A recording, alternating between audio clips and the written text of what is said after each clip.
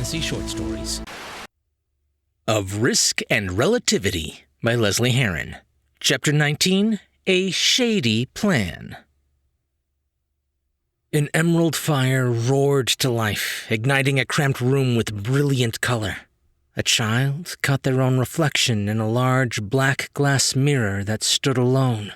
He was small, underfed, and terrified. His bright yellow eyes flickered around at the soldiers that held either of his arms. "My dear child, care to explain why we found you where we did?"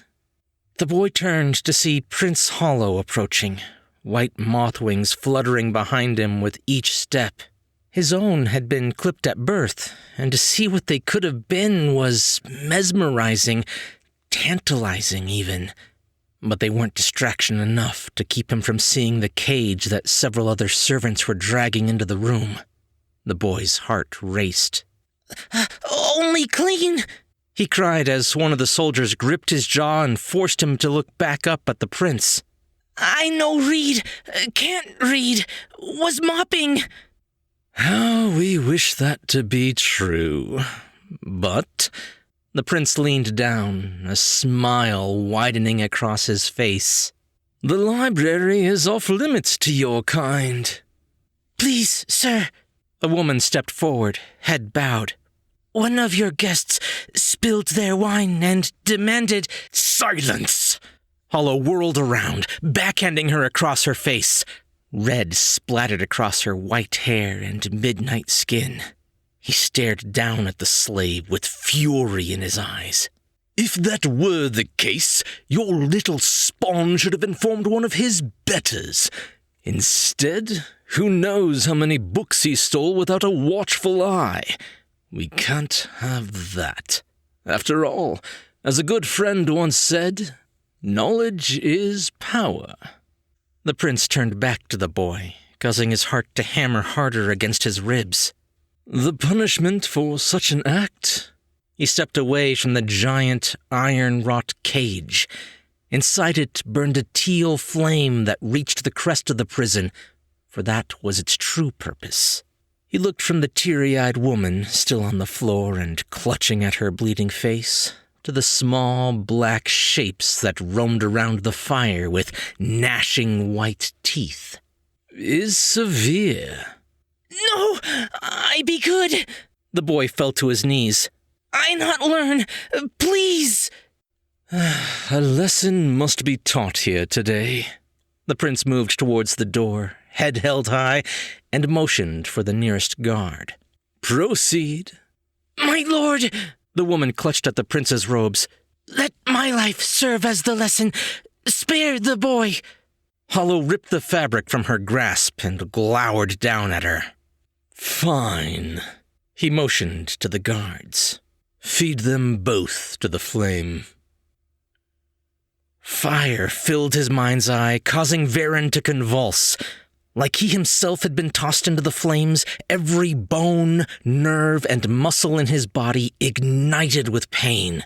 His mind stretched at the seams beneath the indescribable agony, and he collapsed to the floor, his throat tearing itself hoarse with his silent cries at the pain that wasn't his.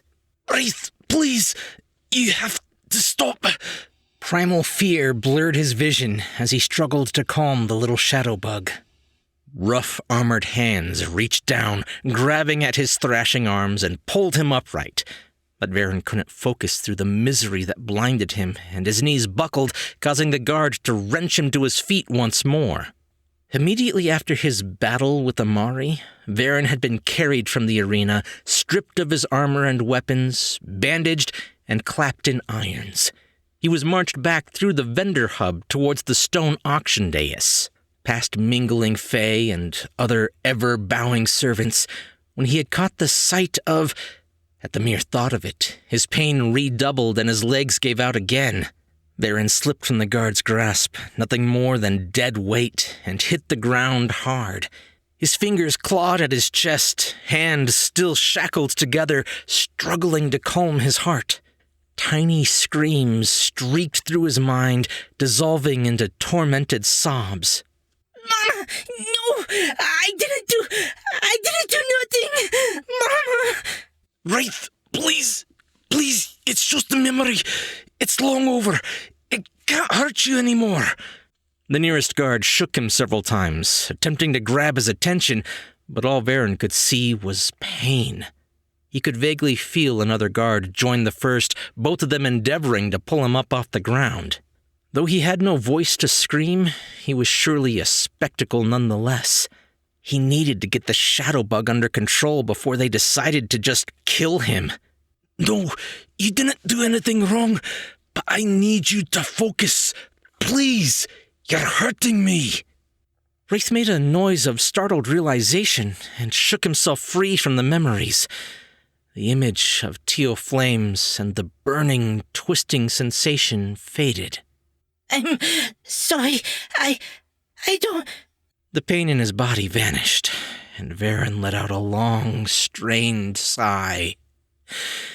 He stopped his struggling and allowed himself to be hauled upright. It's all right. I'm sorry that happened to you. It's unbecoming of a prince to be having a baby fit. The guard shoved his fist into the elf's gut, causing him to wheeze and double over it. Even if he is disgraced. Herron gasped and coughed, blinking away the stars that clouded his vision. He nearly stumbled when he was shoved toward the back of a rather short line. He regained his composure in time to see that ahead of him were several bodies, humans, elves, and even dark-skinned fae, shackled and awaiting the cruel fate of purchase. He had seen the auction slabs back in Still Harbor. He remembered the fury at the sight of children being shown off like cattle. And here it was no different. On the other side of the dais was the thing that had sent Wraith into shock, a wrought iron cage housing flickering teal flames. Can you tell me what that was all about? The shadow bug didn't answer, at least not right away, giving Herron a moment to glance at his immediate surroundings. I don't remember everything, but that cage is what made me like this. A shade eater. Wraith curbed his sniffles as he glanced at those flickering flames. They feed bad slaves to it, or ones they can't sell. Make them worth buying. What does that mean? In the distance, far beyond the blackened treetops and colorful tents, was the murky outline of a twisted castle. Even fainter against the horizon was the mother tree.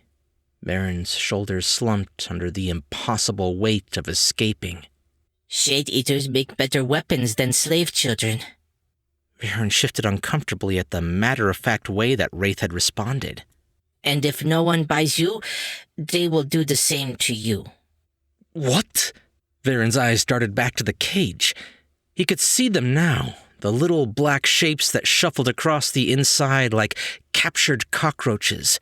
They laughed and jeered at passers-by, sometimes rattling the bars with long, sharp-clawed hands, or bared their teeth and hissed at one another. They can't just sell me. You lost the fight. How was I supposed to kill a child? That's why it was a trap. They knew you wouldn't. Now Prince Hollow will sell you off to the highest bidder, probably for ransom, or keep you as a slave, but likely you will just be turned.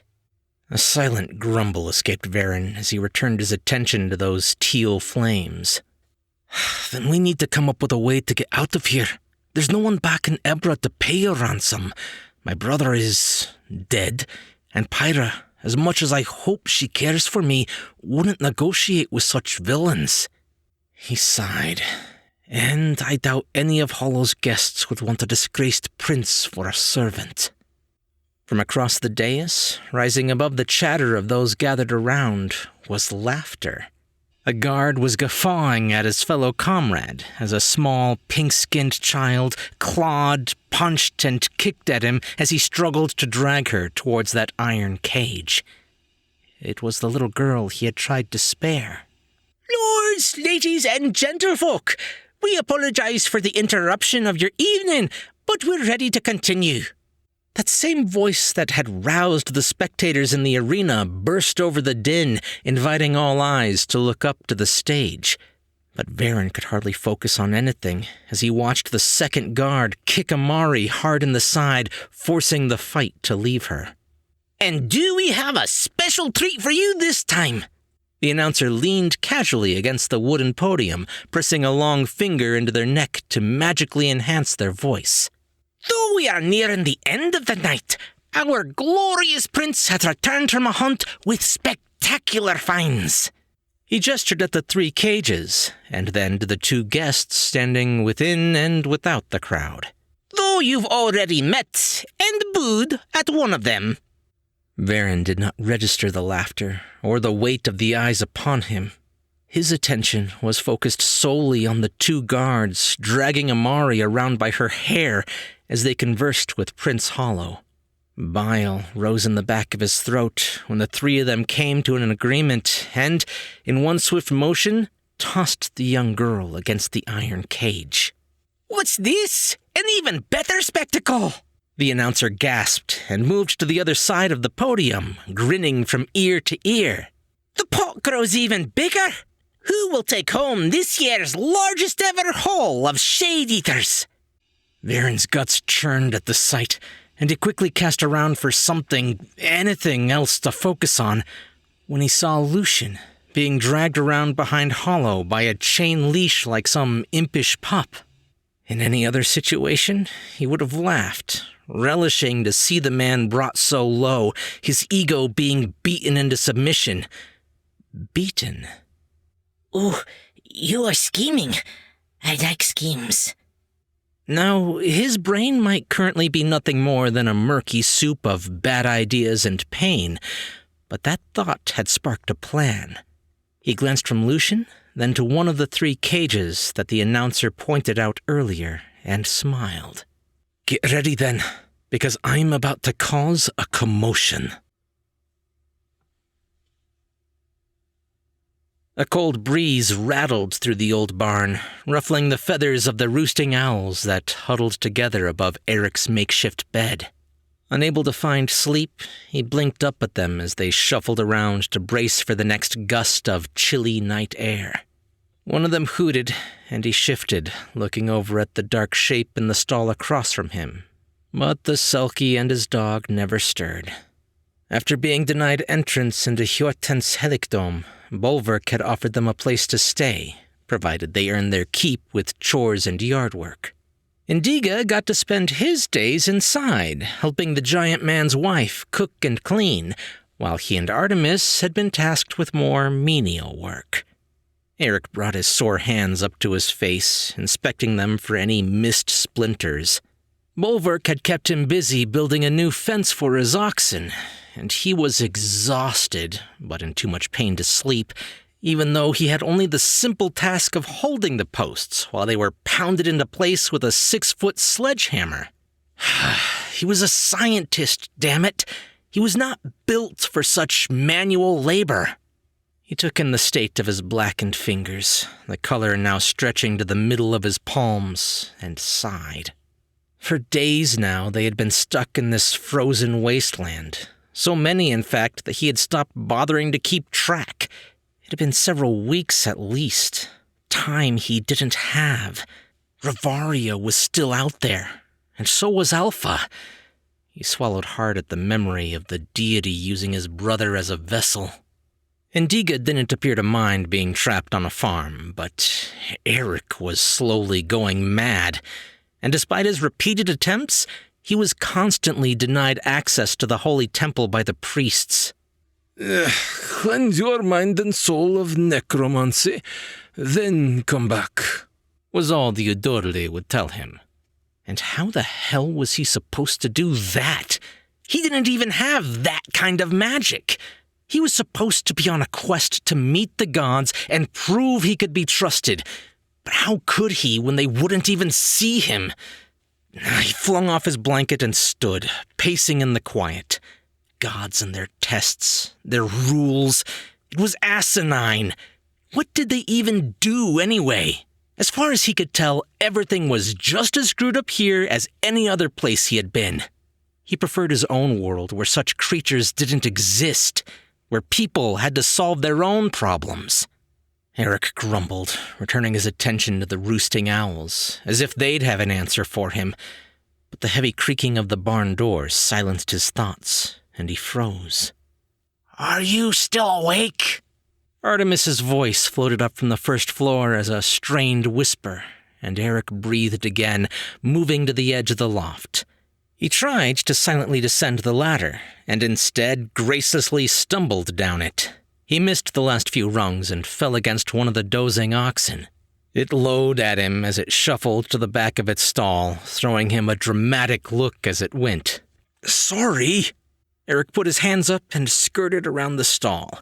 He darted across the beam of moonlight that spilled in through the cracked window and quickly shot a look up to the area Indiga and Duck had claimed. But the pair had proven to be able to sleep through anything, snuggled up against one another for warmth. Continuing on, he found the necromancer in the furthest stall. They'd chosen this one for their nightly meeting spot, primarily because it had been piled high with unused or broken farm tools, and they'd have less chance of being discovered. How'd it go? Artemis spent most of his free time in town, pleading with the Adorle to allow him entry into their holy temple. The building, as he had explained, was a giant library filled with the knowledge of thousands of generations of Kunskapian folk, their lore, their history, their magic, now long forgotten. But if there was anyone they hated more than Eric, it was the necromancer himself. Artemis slid a heavy bag off of his shoulder, and it hit the straw-littered ground with a muffled clink. He looked up at the elf with a half-smile and pulled down the hood of his parka. I couldn't find exactly what you described, but if I understand the underlying theory correctly, it should work. He opened the bag to show off his haul for the night. Reaching in, Eric pulled out an assortment of electronics. The magnetron unit from an old microwave, a radio with an adequate tuning capacitor, and a busted barcode scanner that contained a pristine grouping of laser diodes sat among other electrical odds and ends. The pair had grown tired of the rejection and decided to put their wasted time to use.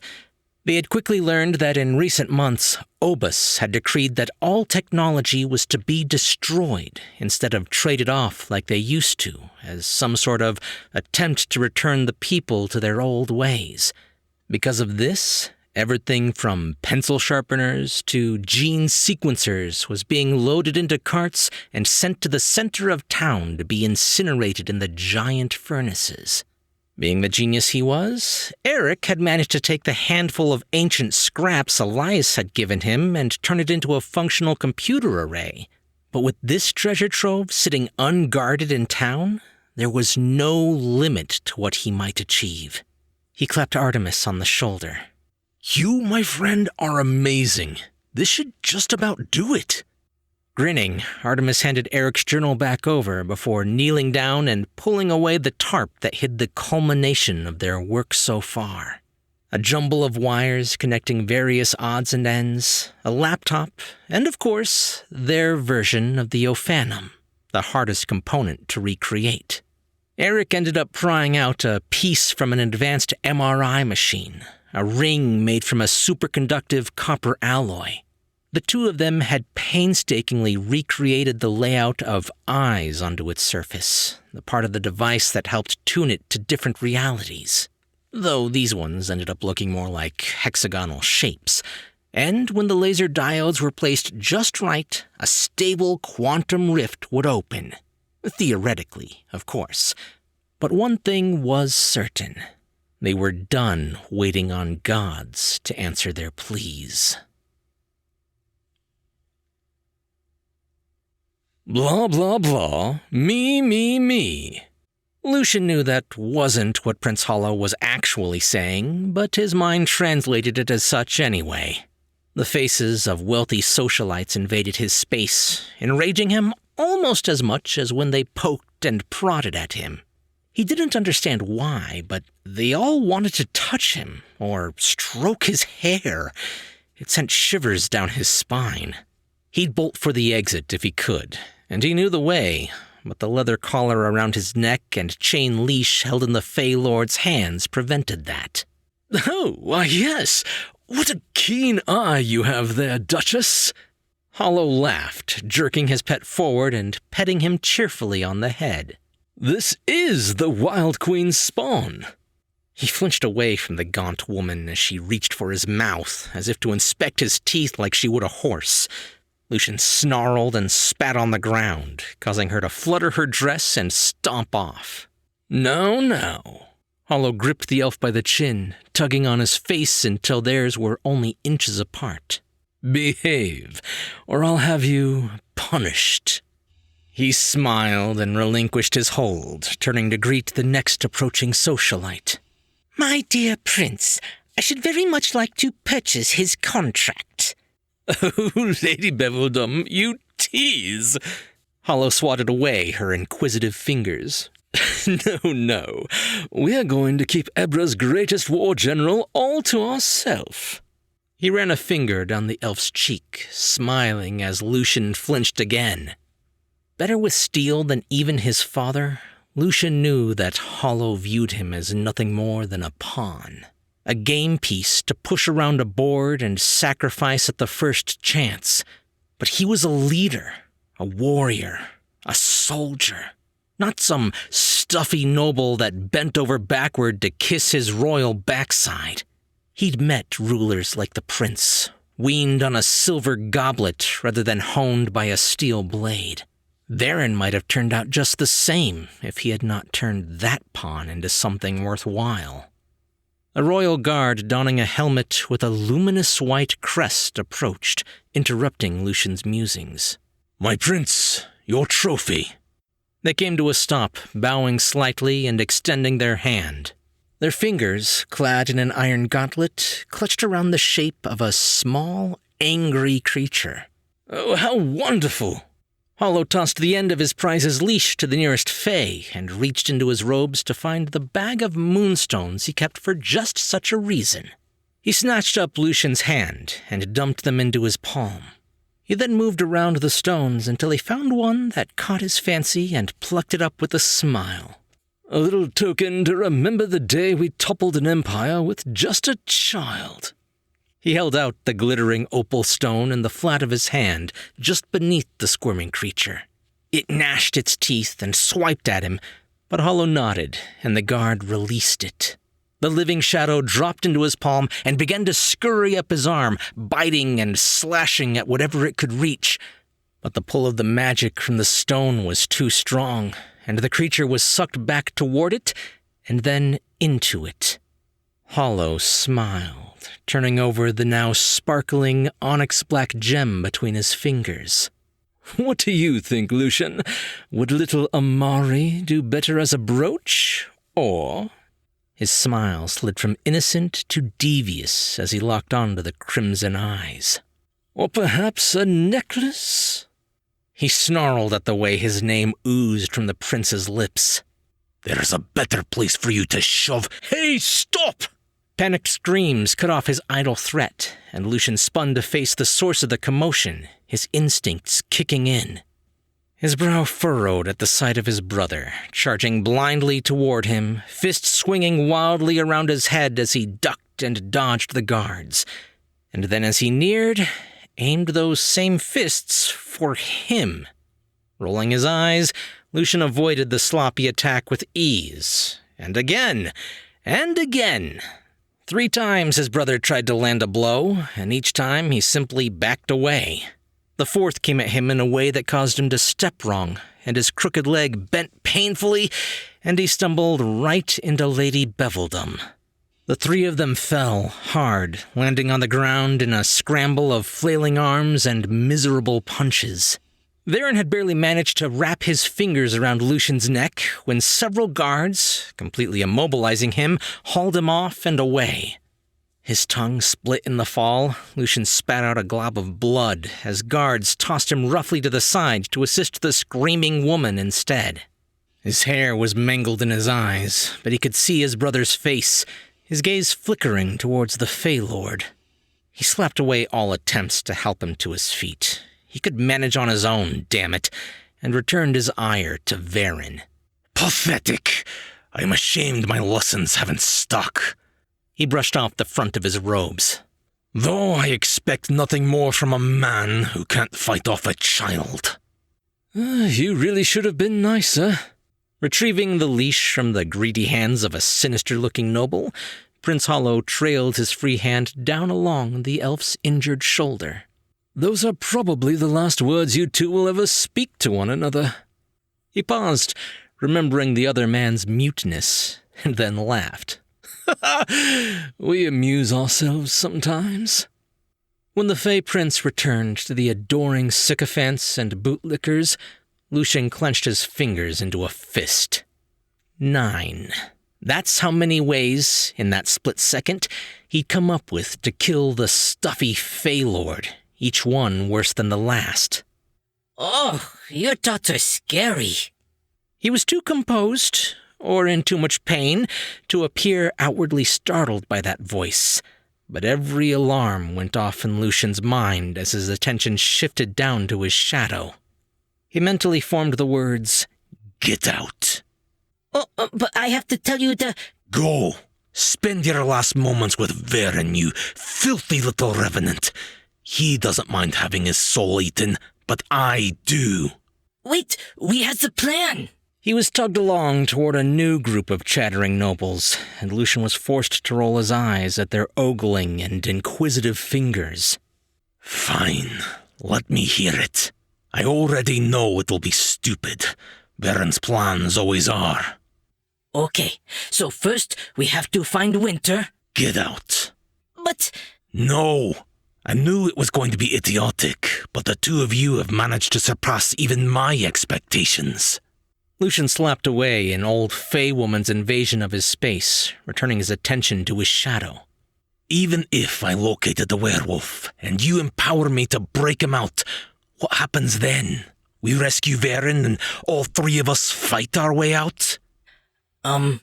Yes? Did you forget the part where you already drained my shade, against my will, to near nothing in an attempt to heal me? I can barely stand. I have no weapons, and my arm still feels like it may fall off. Oh, yeah, no, we forgot that. The little shadow bug was saved from Lucian's anger when the banging of a scepter on the wooden stage drew the gathered crowd in closer. The auctioneer cleared their throat.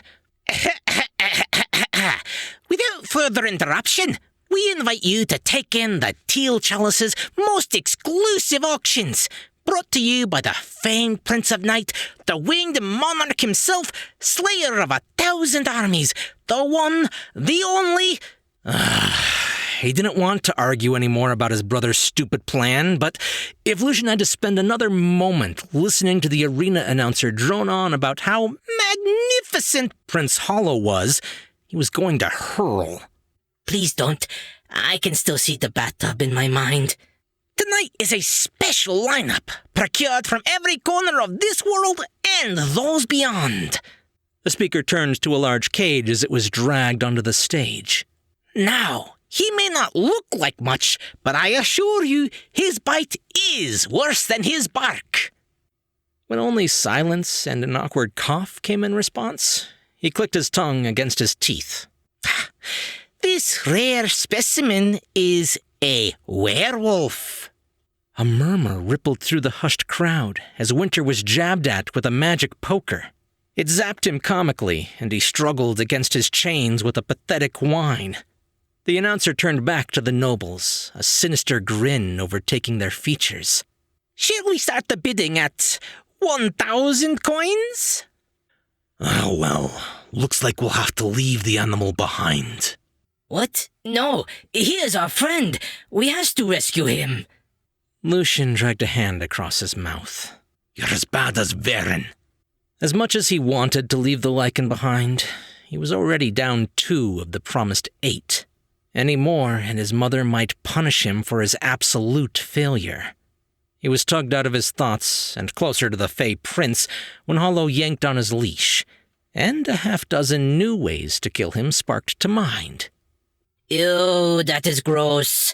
And I don't think Winter would want to eat him anyway. In that moment, a plan was born.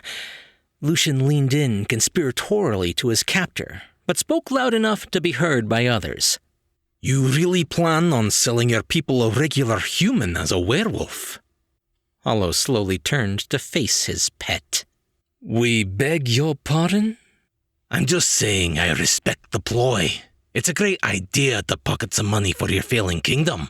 Why not swindle these rubes if you have the chance? A hush fell over the crowd, and eyes turned in their direction. The auctioneer cleared his throat, nervously watching the situation unfold. Do I hear 2,000? 2,005? Silence. 2,000 going once? Stop!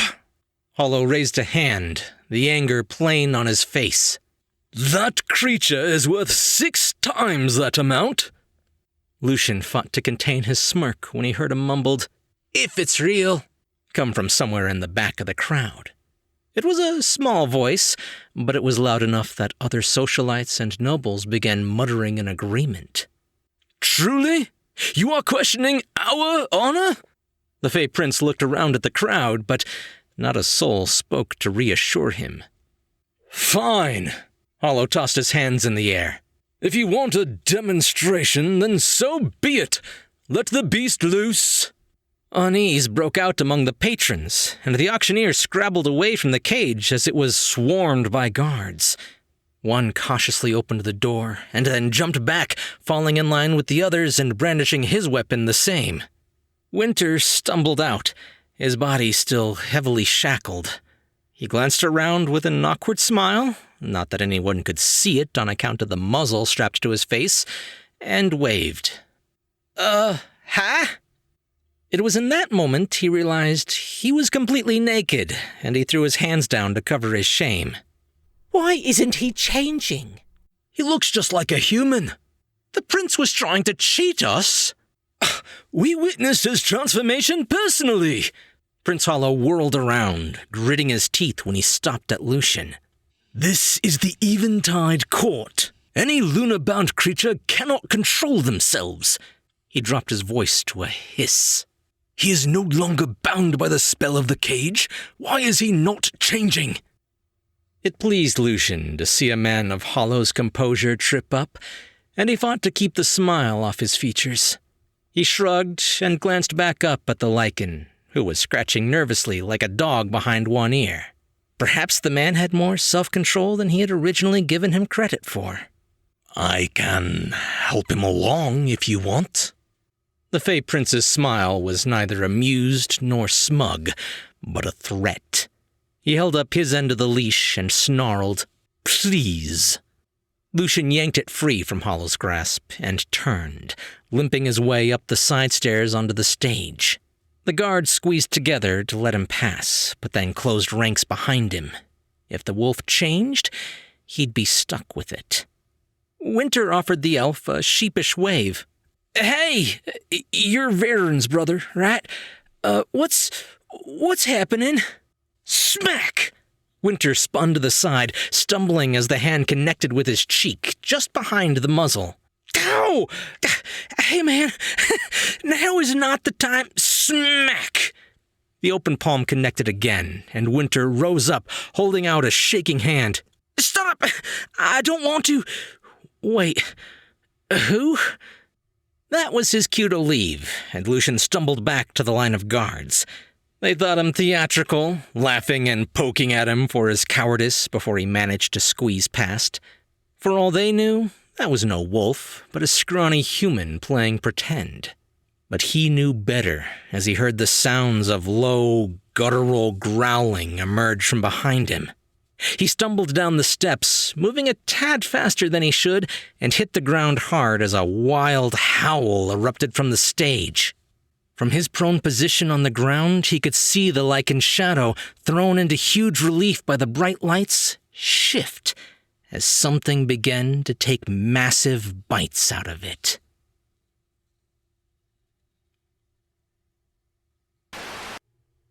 You've been listening to Of Risk and Relativity by Lesley Herron, Book 5 in the series here on Tall Tale TV. If you would like to listen to the entire book in one place, or any of her other novels, You can find them at talltaletv.com/series or by following the links in the description. Oh my, Duke so-and-so, that reminds me of the time I blah blah blah. Me. Know what? Blah, blah, blah. I've thought of a better use for this leash. Not so high and mighty now, are ye?